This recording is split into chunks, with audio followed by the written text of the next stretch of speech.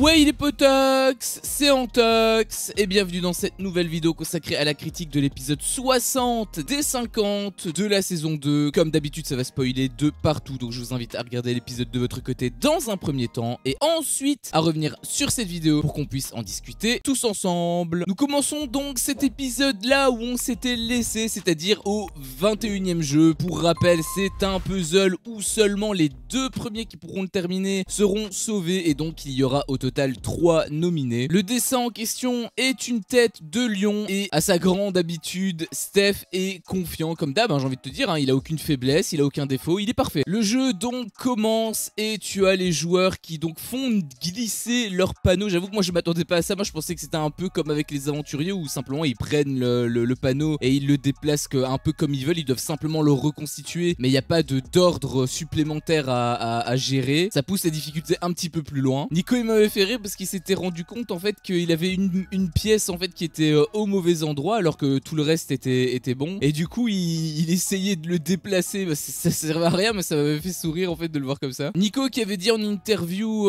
ça va pas, et quand ça va pas il faut tout défaire et tout refaire. C'est exactement le problème de cette règle là en déplaçant les panneaux, en déplaçant les pièces, d'où cette difficulté supplémentaire. Amélie elle galère vraiment, je trouve qu'elle a volé Romain, mais d'une telle manière c'est limite plus honteux que Cassandra avec Alex. C'est tellement elle qui aurait dû partir quoi. Au final le premier à être sauvé fut Nico. Il avait dit d'ailleurs en interview: je suis impressionné de moi-même, d'autant plus fier d'avoir réussi avant Stéphane qui fait le mec trop intelligent ici. On est deux à penser la même chose. Il reste donc plus qu'une seule place et le deuxième sauvé forcément est Stéphane comme d'habitude. Il a même plus de suspense en fait avec lui. Par contre j'étais super choqué de Julie parce qu'elle était vraiment à ça d'avoir... Au début je pensais que c'était Amélie d'ailleurs, mais Amélie ferait finir une épreuve de manière aussi admirable, ça m'aurait semblé un petit peu gros. En fait c'était Julie qui était à ça donc de réussir le puzzle. Il lui manquait qu'une seule. En fait si elle avait tout, il fallait juste qu'elle pose la pièce, c'était tout, mais elle était pas assez réactive. Steph a été plus rapide qu'elle. Les nominés se dirigent donc vers le salon, et Amélie elle m'avait fait rire parce qu'elle avait dit 2 fois le même jour quoi. Ah bah faut être bon sur les épreuves. Simon qui pense que Julie est sauvée d'office vu que elle est pas souvent éliminée. En plus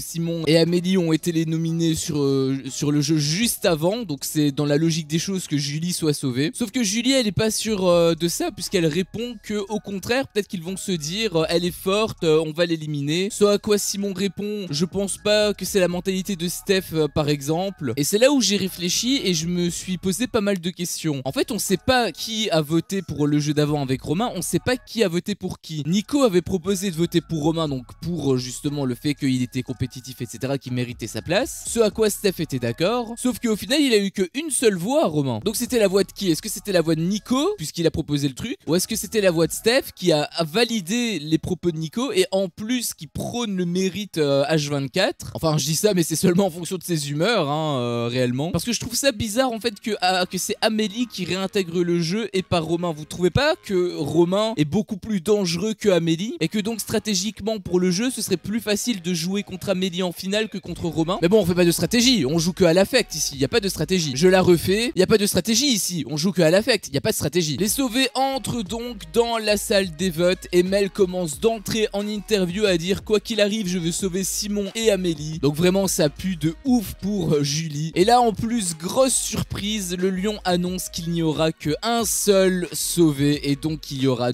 2 éliminés. Je m'y attendais absolument pas, je pense que personne ne s'y attendait en fait. Choqué de ouf, mais dans le bon sens du terme. Nico lui il a de très bons arguments pour défendre Julie, puisqu'il disait que donc il voterait Julie forcément, et parce que il trouvait que elle méritait beaucoup plus que Simon et Amélie, qui encore une fois je le rappelle ont été sur le banc des nominés juste au jeu d'avant. Et pour moi elle est largement plus méritante que Simon et Amélie, d'une part par rapport à ça, mais aussi parce que c'est l'une des seules qui n'est pas passée par la case oubliette. Je rappelle que la case des oubliettes c'est vraiment une grosse arnaque, d'autant plus que comme l'a très bien fait remarquer Steph en interview, elle était la seule à avoir été très proche de réussir le puzzle. Elle était à ça, encore une fois je le rappelle, c'est juste que Steph elle a devancé au niveau temps, mais sinon elle avait réussi le puzzle. Mais bon, est-ce qu'il dit ça pour laisser le suspense et au final il sauve Amélie parce que c'est la joueur la plus faible, ou est-ce qu'il va quand même faire l'effort pour Julie et confirmer donc le mérite qu'il rabâche à chaque fois à tout le monde? On va voir ça dans un instant. Bon, de toute façon on sait que Mel elle va pas voter pour elle, elle, hein. Elle, c'est sûr qu'elle va voter pour Simon ou Amélie. Moi, je pencherai plus pour Amélie, vu que c'est une fille. Et habituellement, Mélanie, elle tient souvent avec les filles dans le clan des oubliettes. Et seulement ensuite, elle tient avec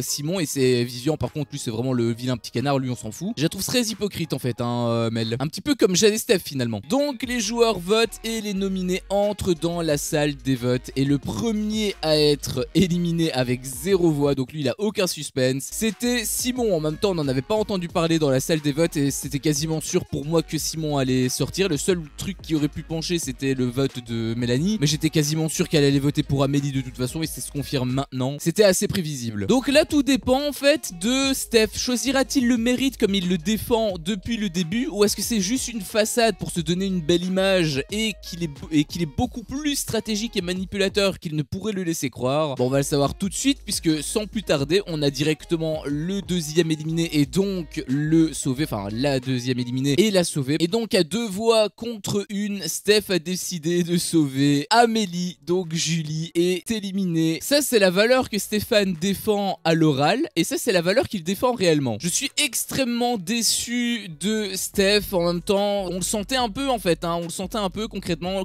Là globalement, voilà, les masques tombent, il n'y a plus aucun doute là-dessus. Me parlez pas d'affection quand on te fait chier, il fait chier avec son mérite depuis le début. En fait, il a utilisé l'argument du mérite uniquement par rapport à Simon parce qu'il voulait l'éliminer et il voulait un petit peu les faveurs de tout le château en fait. Parce que bon, sauver Amélie depuis le début alors qu'elle a limite passé autant de temps sur le banc des nominés que Gary. Je suis désolé, j'adore Gary, mais là vraiment je ne comprends pas comment Amélie peut être associée. Alors elle a mérité, on va dire, le fait d'aller très loin, elle l'a mérité bien évidemment. Mais je veux dire, il n'y a pas photo à cet instant précis entre Amélie et Julie. Julie, elle est beaucoup plus méritante, sachant qu'en plus Amélie, elle devait même pas faire partie du jeu puisqu'elle est passée par la case des oubliettes, je le rappelle encore une fois. Au début, je me suis dit que c'était juste Jade qui était un petit peu perfide et Steph, lui, il avait quand même une part de morale qu'il respectait un minimum. Mais en fait, non, ils cachent tous les deux leur jeu, ils sont exactement pareils tous les deux et c'est pas pour rien, je pense, qu'ils sont ensemble et qui s'aiment. Enfin, ça n'a absolument rien à voir avec leur amour, mais on va dire qu'ils se correspondent, qu'ils se ressemblent, s'assemblent. Et là, ils se ressemblent beaucoup. Donc ça me confirme par rapport à Stéphane. J'avoue que je suis extrêmement déçu de lui. Je suis extrêmement énervé également un petit peu de sa part, hein, parce que voilà, quand on te promet des choses, j'ai l'impression de m'être fait manipuler et moi je déteste ça. Du coup, je dois avouer que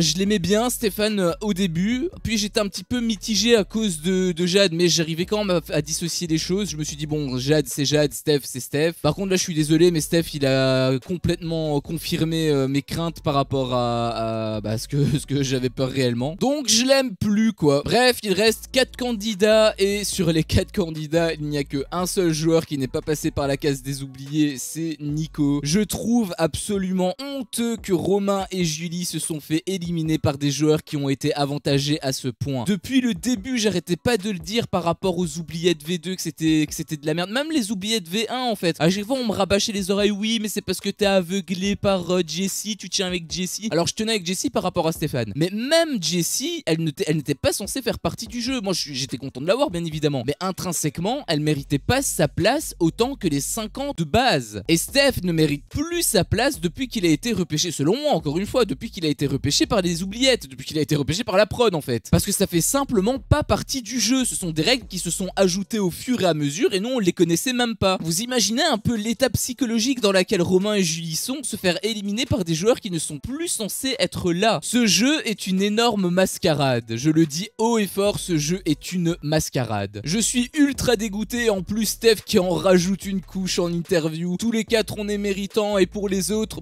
il fallait pas perdre le jeu, hein. Ouais, fallait aussi se faire repêcher par la prod aussi ça, hein. Il l'avait pas mentionné ça, il a oublié de le mentionner ça. Juste avant de rentrer dans le van, Simon, il m'avait fait rire parce qu'il avait dit allez mamie en checkant Amélie, elle l'avait assez mal pris, c'était assez drôle. Steph qui disait en interview qu'il faisait pas de stratégie, il jouait uniquement avec le cœur et que ça payait. Bref, j'ai même plus envie de réagir avec lui parce qu'il m'a tellement déçu que j'ai même plus envie de le considérer réellement. Il se donne une belle image avec de grandes valeurs, de grands principes, ce qui est beau. Moi j'adore hein, cette mentalité, mais bon, c'était uniquement une mascarade, on va pas se mentir, c'était uniquement de la stratégie. Et le fait qu'ils se disent qu'il n'est pas stratège en utilisant de la stratégie, c'est purement de la manipulation, on dirait un politicien en fait. Bref, les éliminés quittent le château et on enchaîne directement avec l'énigme du professeur, le dernier du coup probablement, hein, vu le nombre d'épisodes qui restent. Nico qui disait en interview j'ai les réponses à toutes les énigmes qu'il a eues auparavant. Alors moi je me suis demandé comment est-ce qu'il pouvait savoir ça, vu qu'il n'était pas présent dans la pièce. Alors peut-être que c'est la prod qui lui a donné en off, c'est possible. Sauf que du coup, on brise un petit peu le quatrième mur, hein. On n'est pas censé savoir que il sait justement. Je trouvais que ça sortait un petit peu de l'épisode en fait, ça. Et au final, ceux à être choisis, c'est Mélanie et Nico. D'ailleurs, il avait fait une grosse feinte, l'ami animal, avec Amélie, puisqu'il s'était dirigé vers Amélie et ensuite il a pris Nico. Donc ça m'avait fait rire. Les candidats donc rentrent dans le laboratoire du professeur et le lion parle directement aux candidats. Il les appelle, du coup il les nomme, hein. Joueuse Amélie, joueur Nicolas. Et Nico il m'avait fait rire parce qu'il avait répondu présent.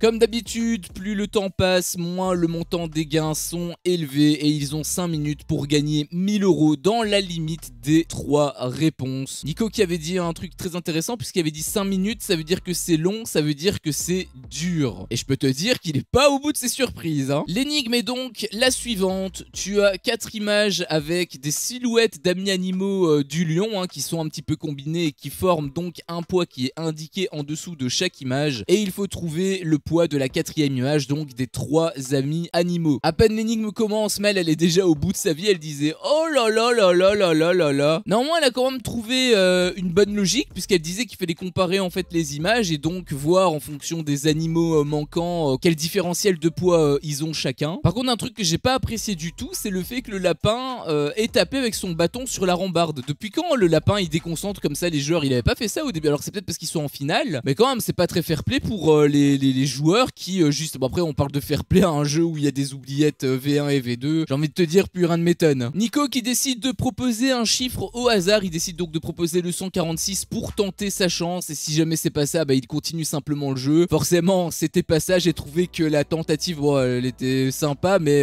il y avait très peu de chances qu'il réussisse, hein. Je pense qu'il y avait plus de chances de sortir avec Maïsan, de trouver directement la bonne réponse en fait. Et puis Nico il propose une stratégie qui est pas bête du tout et en fait c'était la stratégie à avoir. J'étais dégoûté quand je l'ai fait de mon côté, je vous en parlerai plus tard. Il disait en fait qu'on s'en foutait de trouver le poids concret de chacun. Ce qui comptait en fait c'était d'avoir le poids dans l'ensemble. Donc ce qu'il fallait faire simplement c'était calculer la moyenne sur les 3 images et ensuite les additionner toutes pour avoir le poids total sur la 4e image. Et en fait c'était exactement la bonne logique, sauf que en les additionnant, le truc c'est qu'il s'est trompé dans son calcul. Je sais plus trop à quelle étape, mais il s'était trompé à un moment donné, il avait pas fait les bons calculs et donc il a proposé 3 réponses qui étaient fausses. Il a proposé dans un premier temps le 223, c'était pas ça, le 220 c'était pas ça non plus, et il hésitait ensuite entre le 220 et le 215, mais de tous les cas les deux étaient faux car la bonne réponse en fait était 217. Donc je donne la solution c'était donc 140 divisé par 2 c'était égal à 70, 150 divisé par 2 et c'était égal à 75, 100 et 144 divisé par 2 c'était égal à 72. 70 plus 75 plus 72, ça nous fait un total de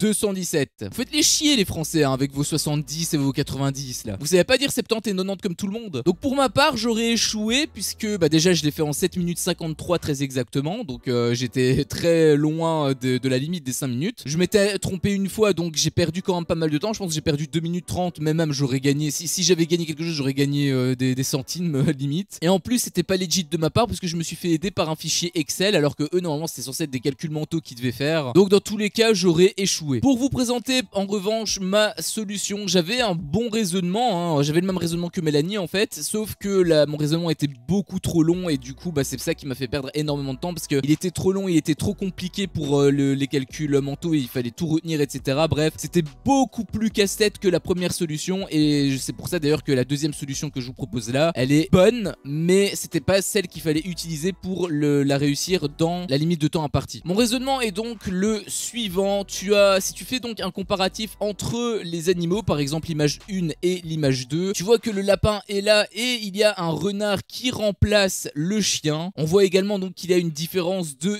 10 kg, c'est-à-dire que par déduction le renard fait 10 kg de moins que le chien. Sur base de cette info, la 3e image en regroupant justement le chien et le renard nous permet donc de connaître leur poids car il suffit de faire 144 moins 10, le tout divisé par 2 pour le renard et inversement, hein, tu rajoutes 10 au lieu de retirer 10 pour le chien, ce qui fait respectivement 67 kg et 77 kg. Manque plus que le lapin, donc tu choisis l'une des 2 premières images où il y a le lapin, admettons la première image, 150 moins les 77 kg du chien, ce qui nous fait un total de 73 kg. Tu additionnes donc le tout, 73 kg plus 67 kg kilos plus 77 kilos, ce qui nous fait un total de 217 kilos. Mélanie qui m'avait fait rire puisqu'elle avait dit quoi qu'il arrive, Amélie elle va se fatiguer toute seule. Elle anticipe déjà la réaction d'Amélie. Pendant que Steph, lui, il est en train de se faire des plans sur la lune, il voit que la cagnotte va augmenter de 10 000 euros et tout, alors que déjà c'était que 1000 euros et de toute façon ils ont échoué. Mélanie et Nico retournent donc au château, l'air très gêné fatalement. Le lion annonce à Amélie et à Stéphane que l'énigme est perdue, mais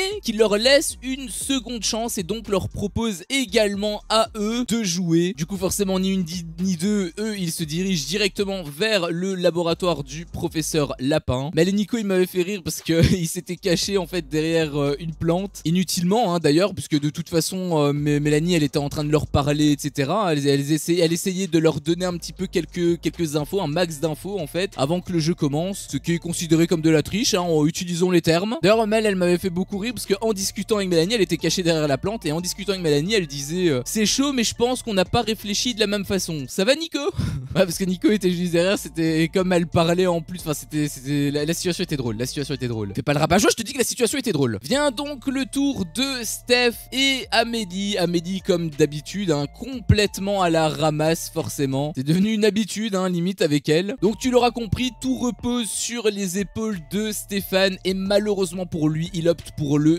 deuxième raisonnement, donc le même raisonnement que le mien, sauf que du coup il va pas avoir assez de temps pour le faire, on le sait déjà, ou alors il va avoir tellement peu de temps, il va tellement le réussir à la limite qu'il va gagner peut-être maximum 100 euros sur les 1000 prévus à la base. Et de toute façon la question ne se pose même pas puisqu'il commet une énorme erreur. J'avoue que j'avais pas trop compris déjà son raisonnement de base hein, parce qu'il partait un petit peu dans tous les sens. J'ai dû me remater l'épisode plusieurs fois pour analyser un petit peu plus son truc, et en fait son erreur de base c'était le fait qu'il ait fait 144 divisé par 2, ce qui est bon hein, ça fait 72, sauf que ensuite il a retiré les 10 kilos de différentiel que je t'avais expliqué. Mais en fait il fallait pas retirer 10 kilos, il fallait retirer 5 kilos, il fallait retirer la moitié, parce que là du coup il a calculé la moyenne, mais la différence qu'il y avait au total c'était 10 kilos, c'était 10 kilos autant avant que après les 72. Donc c'était 5 kilos avant et 5 kilos pardon après. Là en gros en calculant un différentiel de 10 kilos de chaque côté, ça veut dire que tu as un différentiel de 20 kilos et pas 5, ça fait 4 fois plus. Donc de là forcément tout le reste de son calcul est mauvais hein, parce que c'est un peu un effet domino hein. Si tu as un problème au tout début de ton calcul, forcément ça se répercute absolument partout. Donc tu te doutes de ce qui va s'en suivre hein, bien évidemment. Après bon, pour ses défenses il est vraiment pas aidé hein. Amélie à côté qui fait juste que le regarder et rigoler de temps en temps. Après bon, pour quelqu'un qui se fait passer comme étant le plus intelligent, je dois avouer que c'était quand même pas terrible hein. Comme quoi il est loin d'être parfait comme il le prétend hein. Sa première proposition est donc 232, c'est mauvais, forcément c'était la mauvaise réponse hein. Je t'ai donné la bonne réponse juste avant. Amélie en plus pour l'encenser à côté dans le salon, elle disait